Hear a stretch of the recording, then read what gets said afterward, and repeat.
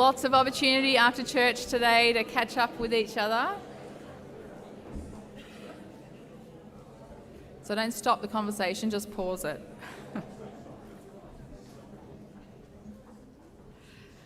Good morning. We're going to read this morning John chapter 11. The whole thing, so stick with me. Here we go. John chapter 11. Now, a man named Lazarus was sick.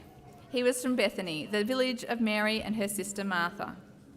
This Mary, whose brother Lazarus now lay sick, was the same one who poured perfume on the Lord and wiped his feet with her hair. So the sisters sent word to Jesus, "Lord, the one you love is sick."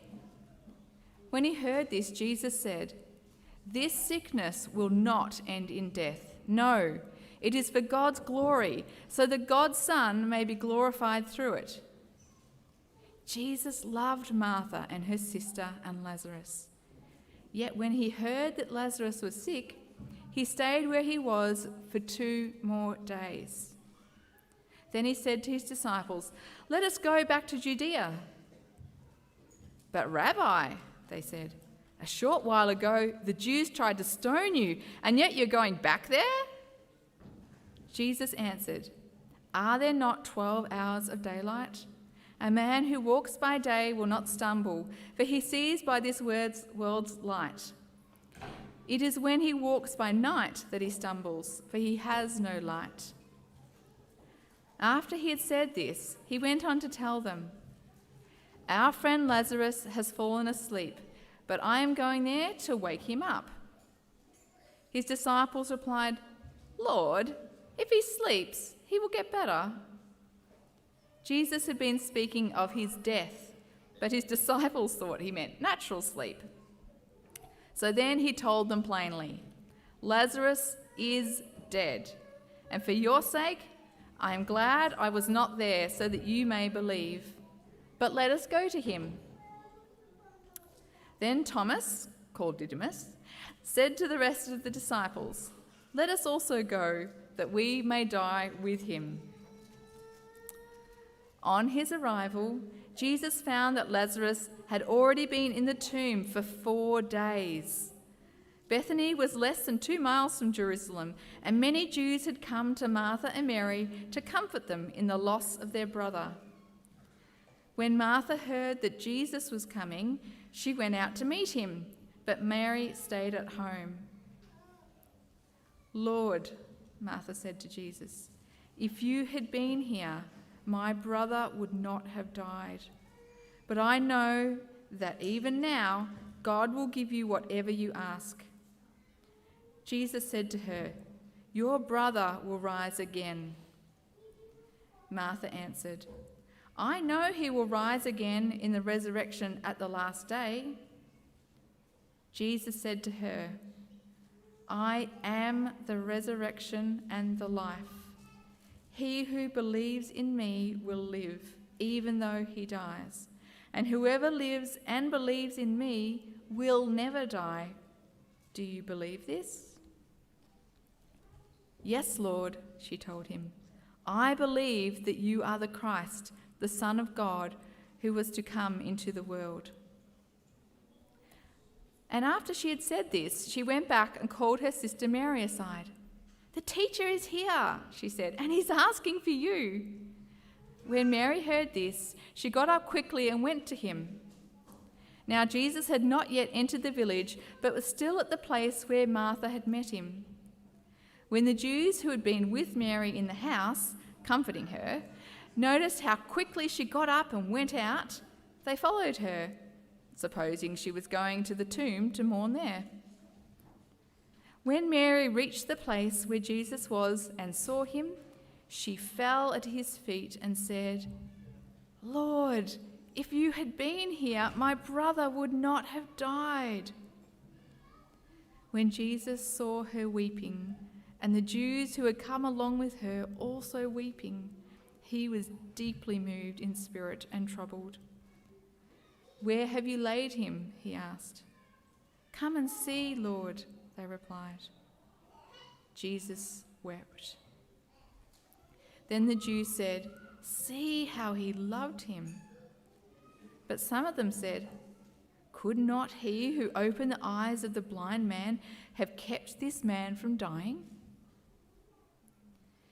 Jesus, once more deeply moved, came to the tomb. It was a cave with a stone laid across the entrance. "Take away the stone," he said. "But Lord," said Martha, the sister of the dead man, "by this time there is a bad odour, for he's been there 4 days." Then Jesus said, "Did I not tell you that if you believed, you would see the glory of God?" So they took away the stone. Then Jesus looked up and said, "Father, I thank you that you have heard me. I knew that you always hear me, but I said this for the benefit of the people standing here, that they may believe that you sent me." When he had said this, Jesus called in a loud voice, "Lazarus, come out!" The dead man came out, his hands and feet wrapped with strips of linen and a cloth around his face. Jesus said to them, "Take off the grave clothes and let him go." Therefore, many of the Jews who had come to visit Mary and had seen what Jesus did put their faith in him. But some of them went to the Pharisees and told them what Jesus had done. Then the chief priests and the Pharisees called a meeting at the Sanhedrin. "What are we accomplishing?" they asked.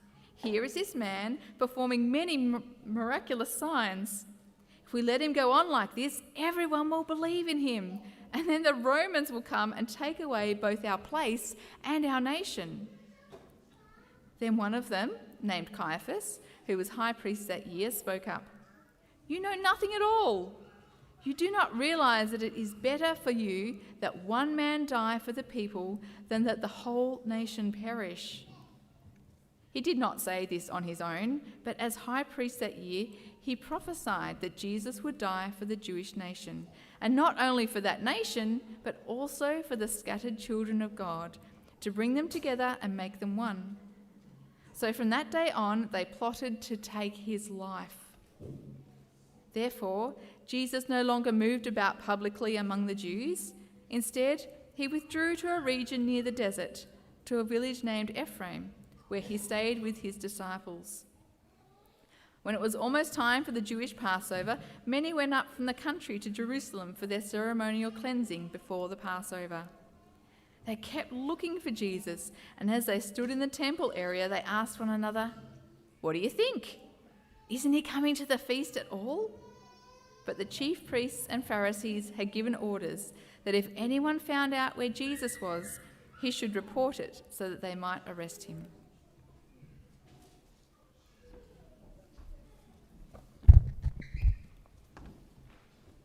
You can't ask for a more beautiful reading or reader. That's my wife, by the way, if you're visiting. Let me pray for us, and then let's dive into this chapter together. Lord God, we ask that you would speak to us through your word. Would you show us your perfect power? Help us to respond to it in a way that is truthful and honest. Lord, we ask that you would be the one who speaks today. Amen. For those of you who are visiting or who I don't know yet, my name's Andy. I attend this church as my home church. I'm part of the teaching team. I'm not old enough to be an elder. I'm not smart enough to be a pastor. But from time to time, I have the privilege of sharing God's word from here, and it is a privilege. And so thank you for giving that to me. Kaz is my wife. We have 3 kids who attend here also. And I'm going to confess to you something. I'm over 45. Big deal. Put your hand up if you're also over 45, okay? Right, there's heaps of us here. Now, keep your hand up if you recognise this picture on the screen. It's coming in a second. There it is. You recognise that? Hey! Heaps of us. And it's pretty much the same group, right? The over 45s recognise this. Liquid paper, fantastic product. It used to be the way that we undid our mistakes, particularly in school or university. If you're under 45, all you know is Control Z, all right, or backspace. That's what you know if you're the next generation. The ability to undo things is highly desirable, particularly if it's a big mistake. Right? Think of those times in life where you say something or you do something and instantly you're like, that was bad. That was a mistake. I wish I could Control Z parts of my life. I'm sure that you are also the same. And the one thing that mankind has never been able to Control Z or liquid paper over is death itself. Death itself. You can delay it with good medical help. You can make it less painful. You can bring it within your control to some extent. You might choose the time of it. But undoing it, Control Z, edit, undo, no, doesn't happen. But that would be the ultimate expression of power, would it not? If you could control death, that is the ultimate control over life. And no one has been able to do it except Jesus. Except Jesus. And in John chapter 11, Jesus shows us God's amazing power, which extends all the way to being able to Control Z, death. Edit, undo. A power that is perfect in every way. It's perfect in the way it's expressed. It's perfect in its time. It's perfect in its size. And so we're going to have a look at John 11. I'm just going to break it into 3 big sections. Don't worry, we're not going to sort of exegete every single verse. But I want us to look at 3 things. 1, the timing of God's power. 2, the display of God's power, the way that it's expressed. And then thirdly, the reaction to God's perfect power. So first of all, let's go into part 1, the timing of God's perfect power. And to give you a little bit of context here, Jesus is out of town. He's deliberately staying out of town, and because he's been making some bold claims, the religious Jews are pretty worked up about it, and they've tried multiple times by now in his ministry to arrest him and or kill him on the spot. It wasn't God's timing in those moments, and so they were not successful, but Jesus knows that it's best to stay out of their way for the time being. But Jesus has good friends. They're a family group, a brother and 2 sisters, Lazarus, Martha, Mary. I don't know if you've ever thought about that. Jesus had close friends. Out of all the people he knew, he hung out with some close friends. And when word gets to Jesus that one of his close friends is, and the translation doesn't do us a lot of help here, it's not he's a bit sick, Lazarus has got a cold. This is he's at death's door, dangerously ill. I think the word is that he's fading in the original language. So when word gets to Jesus that one of his good friends is fading away, Jesus doesn't do what you and I would expect. Probably doesn't do what you and I would do, right? He goes nowhere. He goes nowhere. He stays where he is for 2 whole days. And it seems inappropriate. It seems like a lack of action. We're just told how much Jesus loved Mary and Martha and Lazarus, and then he does nothing. But Jesus gives us a glimpse of his mind and an insight into his timing and God's perfect timing when he says this. Look at verse 4. This sickness will not end in death.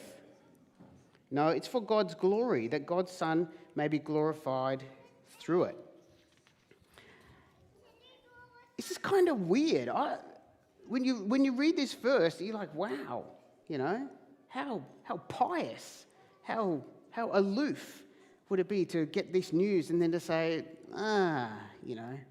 I'm bigger than this. How are we to understand what Jesus was doing, what God was planning? How can we learn from this when you read it and it sounds like Jesus was like, well, I thought he was my friend until he didn't show. 2 things I want us to take away, or I want to look at and consider when we look at this notion of God's timing. First of all, the first thing.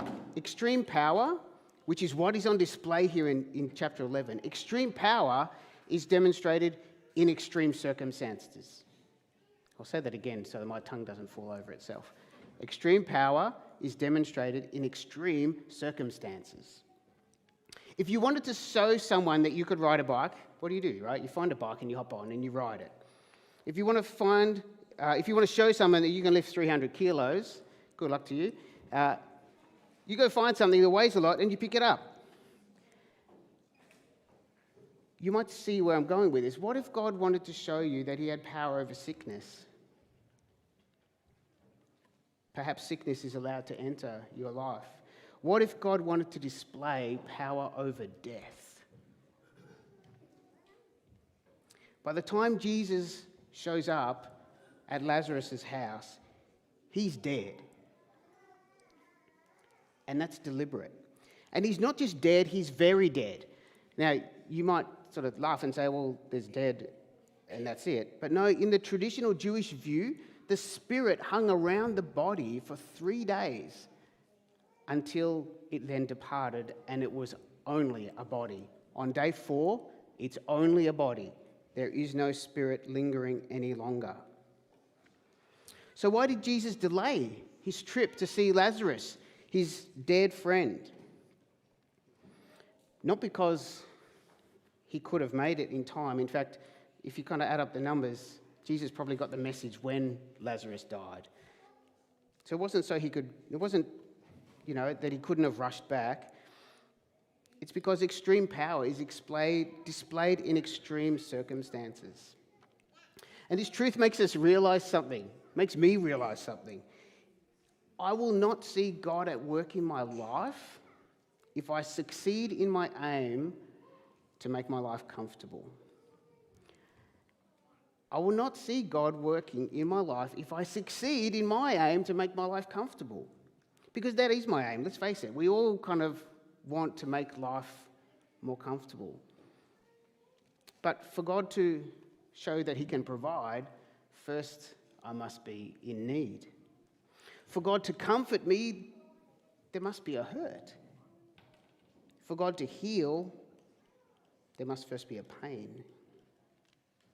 I expect you and I can agree or look back and reflect, and the times when God has spoken loudest, showed you clearest, have not been comfortable times. They've been times of great trouble, of testing, of fear, of doubt, of anxiety, of loss or pain or uncertainty. Those things, those moments are the moments when we need God the most, and he can show us the most. So that's the first of the two things I want you to consider. The second is this, that God chose this moment as a demonstration of his power for his glory. God chose this moment for a demonstration of his power and for his glory. Right? This is for God's glory, that God's Son might be glorified through it. Let's not gloss over this, because this brings with it, this kind of package brings with it a pretty confronting question. This is almost the same thing as what happened to the blind man in John chapter 9 earlier. You know, they're walking past the blind man and his disciples like, whose fault was that? You know, was it his parents or was it just his fault? Thinking that, blindness came as a judgment for sin. And Jesus says then, and he says almost the same thing now, this is a deliberate moment for one thing to happen, that God's glory could go on display. And when we say God's glory, we mean God's ability to show his attribute in a way that produces worship. So let me ask you the hard question. There's kind of two of them. First of all, question 1, is this okay with you? Is this okay with you that God would choose a moment in time where someone is experiencing pain or loss or hardship so that he can display his power and then his glory can go on display? Is that okay with you? Is God right to do that? That's a yes-no question. And before you answer, don't rush to an answer, because if you say no, then, well, God is making mistakes, God's not right, God's probably not who he says he is. It's a big unraveling of a whole lot of things. He's not perfect. He's not God. If this is not okay with you, then God is not God. But if we say yes, yes, God's right to do that. Yes, that's okay with me. Yes, it's okay for God to choose Lazarus and his sisters Mary and Martha. Why should God not do the same in my life? Why would God not do the same in your life? Why would it be okay for it to happen to the characters in the Bible, but not me? We naturally want not to suffer. We naturally want pain to end. But why is it okay for God to glorify himself in someone else's life and not in yours or not in mine? When I suffer and I ask God to make it stop, sometimes the answer will be no, I have a plan. Sometimes God's answer will be no, I have a plan here. My plan, I confess to you, my plan is to decrease pain and increase comfort, right? Every time I succeed in that, I go, tick, feeling good. God's plan is different. God's plan is to build his kingdom, to conform me into the image of Jesus, to help people and me see Jesus more clearly, to love him more deeply. That's his plan. Comfort is not high on God's list. And so I come to this confronting truth. God might choose me for extreme circumstances to demonstrate his perfect power. God might choose you for extreme circumstances to demonstrate his perfect power. He cares more for your heart than he does for your comfort. Your comfort is not always your benefit. I wonder if there's something in your life that you would be happy to stop. The day that this ends is a happy, happy day. I wonder if you're willing to ask God, what is it that you're trying to teach me? How is it that you're trying to change me? What is it that I need to learn to see about myself or about God and his attributes? How is it that I can see God more clearly and worship as a result? That's part one. Part two, the impact, the expression, the display of God's perfect power. It is actually on display in three different ways in this chapter. In verse 17, Jesus eventually arrives at Bethany. Lazarus is dead. How dead? Very dead. And I want us to have a look at the way that Jesus interacts with three different people. First of all, Martha, and then Mary, and then Lazarus. First of all, let's look at Martha. She hears that Jesus has arrived. She rushes out of her house, which is full of visitors anyway. She's probably glad to be out of there. And she rushes out to meet Jesus. And her meeting to Jesus is her greeting to Jesus is kind of mixed. It's mixed with good and bad, belief but disappointment. If you'd been here, Jesus, my brother would not have died. She believes that Jesus could have made a difference, but here's the disappointment. You could have done something, Jesus, but you didn't. You didn't. Her words are almost a rebuke. Martha believes that he had power, but Jesus didn't use it. He's too late. Without realizing it, Martha has put limits on Jesus' power. Because for Jesus to have done something, he needed to be here 4 days ago. Now it's too late.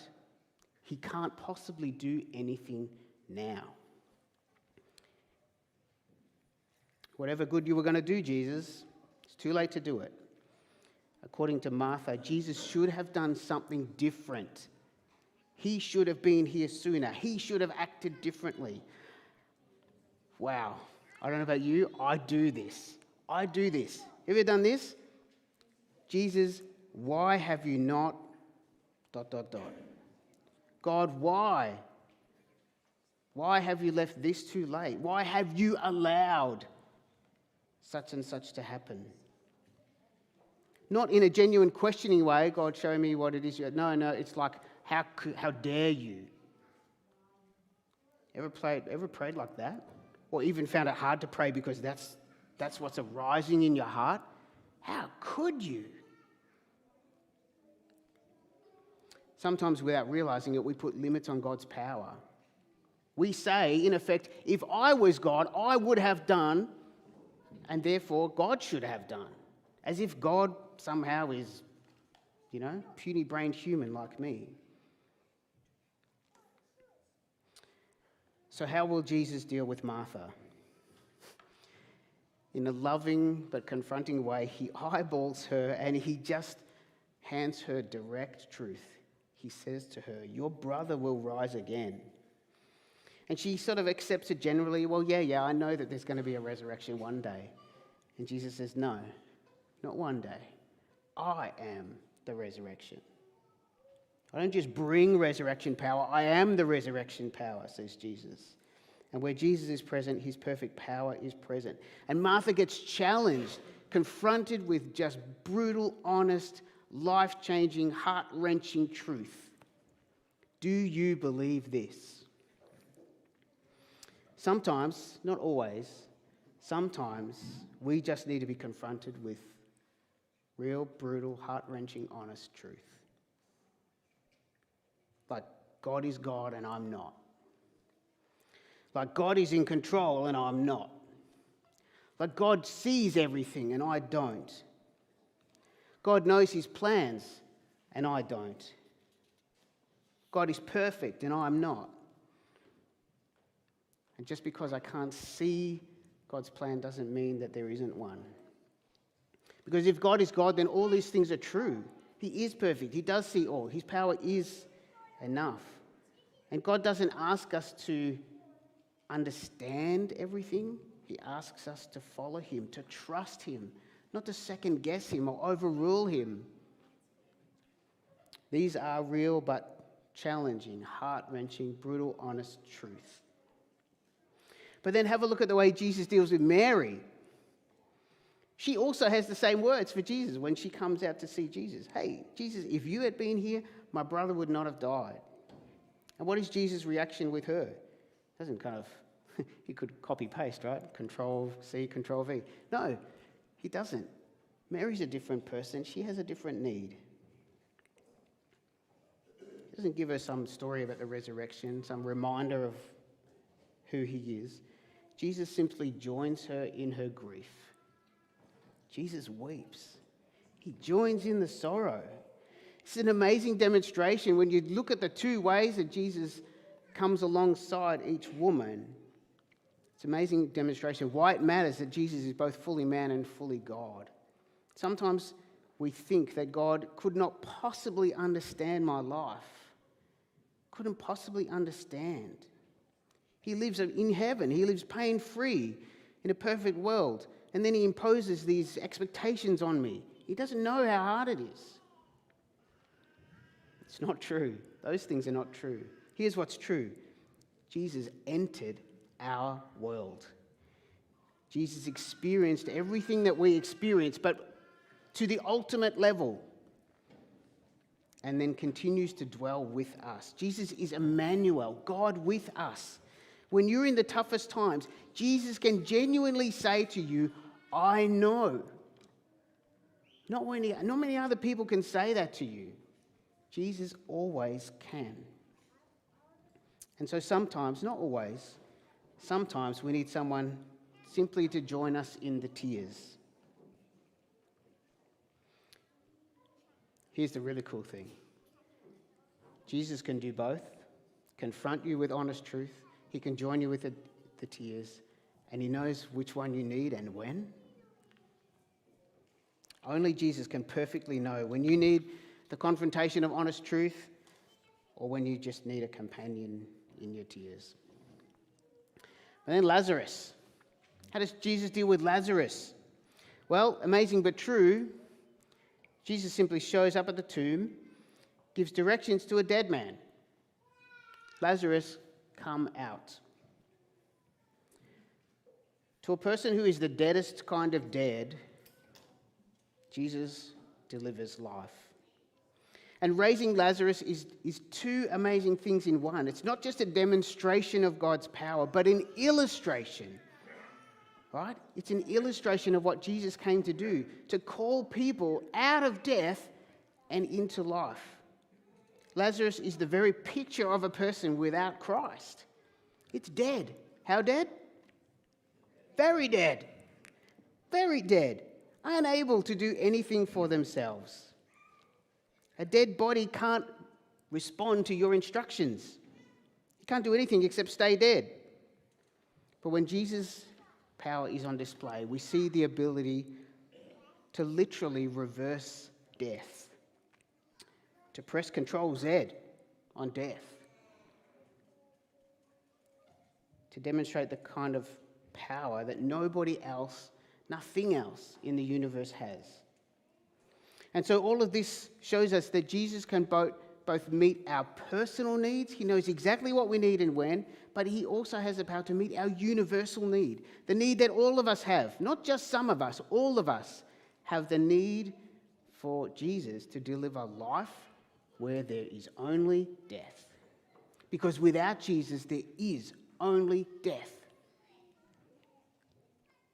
The Apostle Paul expresses it this way when he wrote to church in Ephesus.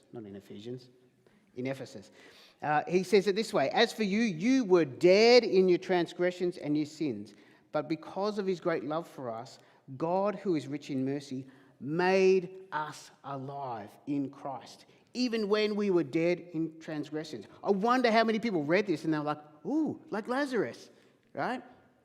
Jesus shows up, speaks to a dead person, and life comes. It is the only thing that, it's the one thing that only Jesus can do. And so I wonder when you expect Lazarus to be telling this story, right? And everyone's like, Lazarus, tell us about that day. What credit do you think Lazarus could take?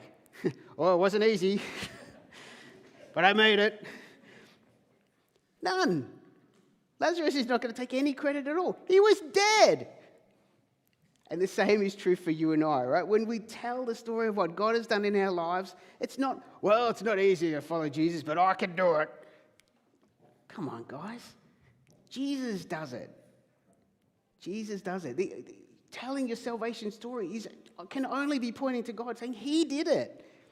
He did it. God's perfect power can meet my individual needs. It meets our universal need. Only God's power can do that. I wonder who gets the credit for your salvation. When you share your testimony, when you tell people about what it means to have Jesus in your life, how much credit do you take and how much goes to Jesus? It should only be Jesus. I wonder if the God that you picture in your mind is perhaps universal but not personal. Perhaps you've forgotten or you need reminding that God knows exactly where you're at. God knows exactly what you need. He wants you to bring it to him.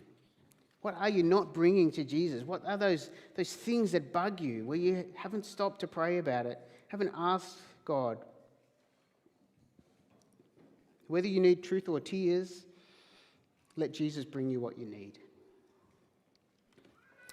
Lastly, really quickly, let's have a look at the reaction to God's perfect power. And as we do this, I want to introduce you to a word. Again, for the 45-year-old and over, you might not know this word. Everyone else who's under 45, you'll know this word. It's a simple word, spelled 3 letters, meh. Meh. M-E-H. If something is meh, it's kind of uninspiring. It's unexceptional. Meh is an expression of apathy and boredom. A meh experience didn't move you, not even a bit. If you are feeling meh, it's kind of like a shrug of the shoulders. You're uninterested. You're indifferent towards whatever it is that we're talking about. One of my kids, if something was particularly unremarkable, they say, meh meh. Double meh. as you look at John chapter 11, and particularly the last section, I want to ask you a question, right? I want to ask you the question. For those people who saw Jesus' power on display and they understood what was happening, who was it who went, meh? Who was indifferent? Who was uninterested? Who was apathetic or bored? Just meh. The answer is no one. No one. How could you be? When people witness the perfect power of Jesus up close, it becomes apparent that this is polarizing. You can only have one of two reactions. You either have to say, wow, this is the King of the universe. I need to give up the throne of my life and give it to him because he deserves it. Or you've got to get rid of him. The people who saw what Jesus did and what he was doing and what that meant, they only had these two reactions. Either this is the King of the universe and I surrender to him, or I have to get rid of Jesus. Let me show it to you. Verse 45. Many of the Jews who had come to visit Mary and who seen what Jesus did put their faith in him. Confronted by the upfront reality of someone who can literally reverse death, right? This is one of the responses. Hey, this is God himself. No one else could do this. I will accept what he says about himself. I will accept what he says about me and life in general. I will trust that his way is best. Who else can trump this kind of power, right? I've found someone who trumps everything and everyone else. Until I find someone above that, I'm a Jesus man. But the Jewish leaders show us their other response. This is the response that says, no, I am not willing to give up the throne of my life. My life is my life. And listen to their words in verse 40, listen to their words in verse 48. If we let him go on like this, everyone will believe in him and the Romans will come and they will take away my place and my nation. They'll take my place. And Caiaphas then speaks the words of a self-ruling heart.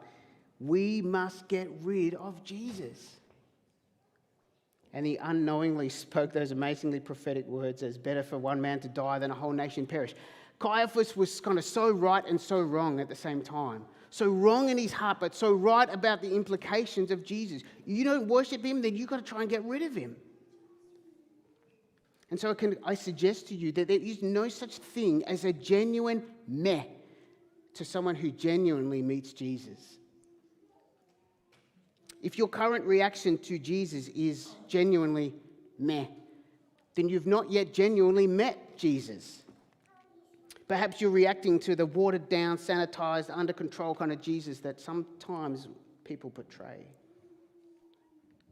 Perhaps you're reacting to the notion that you can have a religious element to your life and it'll make things more positive. That is not the real Jesus. And if that's you, then I pray that God will show you the real Jesus, that God will show you who he is. Because when you do see who Jesus really is, your reaction won't be meh, right? Your reaction won't be meh.